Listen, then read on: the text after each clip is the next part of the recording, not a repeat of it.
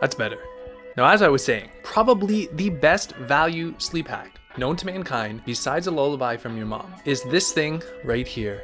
This beautiful little bandage. I've been using it now for about the last 60 days, and besides the excess amount of drool that builds up in your mouth the first few nights, there have been only positives. So today in this video, I'm going to do a little show and tell for you, but be careful because the last time I did a show and tell, I brought a yo-yo to class and I walked the dog right into a kid's eye in front of me. So you've been warned. Sleep as a topic has garnered a lot of attention recently, especially on how to improve one's sleep. Now, I did a video a while back about giving up caffeine for 60 days, and that had a dramatic improvement on the quality of sleep that I got every single night. And at the beginning of this challenge, I was hoping that this little guy would do the exact same thing for me. If you're watching this video, you probably know the main techniques that people use to get a better night's sleep. But one idea I've learned about recently is breathing through your nose at night instead of your mouth. And in order to do this, the most logical solution that people could come up with is to tape your mouth shut at night. Honestly, in the beginning, it was a little bit difficult. So I went out and I bought these mouth strips that are specifically to stop you from breathing through your mouth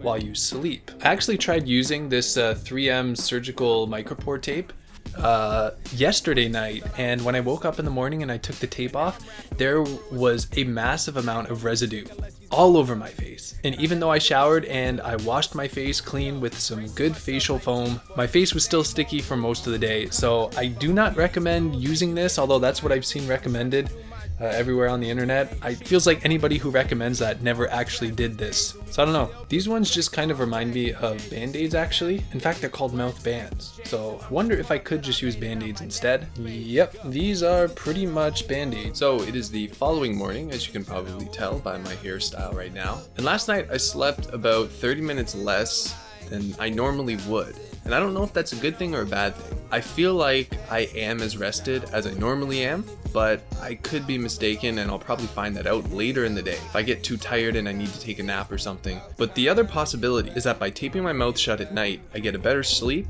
and I don't need to sleep as much as a result. And that would be pretty cool. We'll see if this trend continues going forward. So I don't know that many people that sleep on their stomach, but that's something I've been doing ever since I got surgery on my shoulder when I was a teenager. For some reason, that position was very comfortable to me. But that position is probably the worst position to sleep in if you want to breathe through your nose at nighttime. You have to do a lot more work to get air in, and so it's just easier to breathe through your mouth. So ever since then, I've developed this habit of a mouth breather. I don't breathe through my mouth during the day unless I'm exercising, but at nighttime, yeah, I have been sleeping 8 hours a night with my mouth open for the last probably 15 years. That's way too long.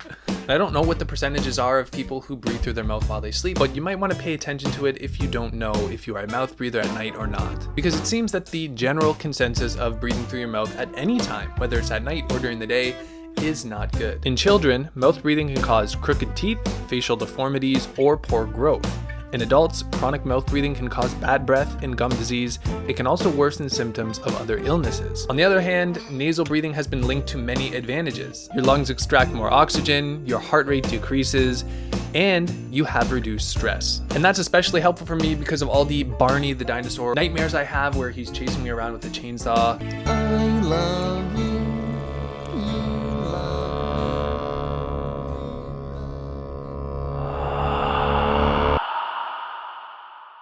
Can't get it out of my mind. I'm always dreaming about it. And if I can reduce stress while I'm dreaming and possibly get rid of those nightmares, then I will do anything. Hey, so it's day 10 now. I'm feeling really good, and I can say without a shadow of a doubt that this is helping me sleep better. Not only do I feel better when I wake up the next morning, but I feel better the entire day.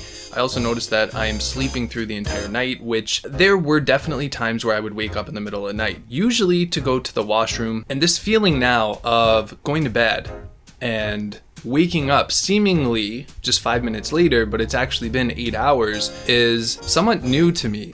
Like, I obviously had those experiences in the past, but they were not as consistent as they are now, and I like that. I like it a lot. Now, I did find this one small study where the participants were described as 42 heavily snoring men. And this study concluded that when nasal breathing of snoring men was improved at night, because we know men are the biggest snoring culprits, their quality of life was significantly improved. In the female sleeping partners, had a reduction in sleep disturbance that correlated well with an improvement in their own sleep and feelings of well-being in the morning. So if you want to feel better and you want your significant other to feel better as well, taping your mouth shut will definitely help. Might want to shut your mouth during the day too, you know what I mean? Yeah.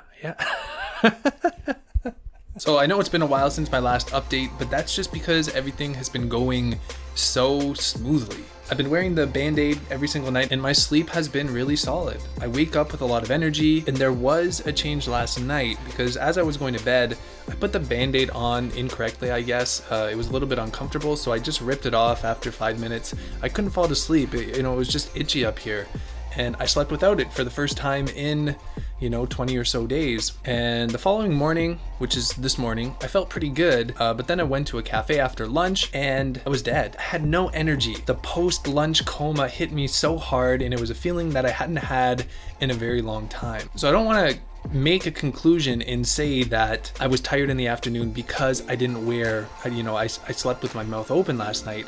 I don't want to say that, but there seems to be some evidence of that. So going forward, tonight and the rest of the challenge, I'm going to make sure that I breathe through my nose while I'm sleeping at nighttime, and I am expecting that I'll get back to that great sleep where I have energy the entire day. So that's it for now. I'll see you in a few days. Throughout a lot of these days in the challenge, I'm just talking about how I feel, whether I'm tired or whether I have a lot of energy, and I don't really have any data to back it up. And the reason is because I don't think there are any really reliable ways to measure sleep quality. Before starting this challenge, I did look up whether I should use a sleep tracker on my phone and turn it on before I go to sleep at night, but based on my research, they are not that reliable. When I showed Bazil the data from my sleep apps, one app showed that I got REM sleep early in the night. You never get REM that early in the night, he said.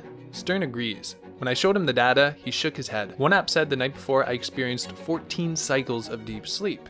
In reality, we get at most 4 to 5 cycles of deep sleep. So based on what these sleep doctors have to say, I don't think that using an application is reliable, and it may make me think that I got good sleep when I didn't, or vice versa. So I prefer to pay attention how I'm feeling because I think that gives me a better representation of how well I actually slept. Without a doubt, I can say that these strips have improved my sleep. They've allowed me to breathe through my nose at nighttime, and I certainly have more energy during the day. But I wouldn't say that it's the most important thing for getting a better sleep. If you're still drinking caffeine past 2 p.m., or if you don't have blackout curtains, or you're watching television late at night and getting a bunch of blue light in your eyes, then I would suggest you figure out those things first, because for me, they had a much bigger impact. So if you breathe through your mouth at night, consider trying these out. You can get them cheap on Amazon. That's it for this video. I'll see you in the next one.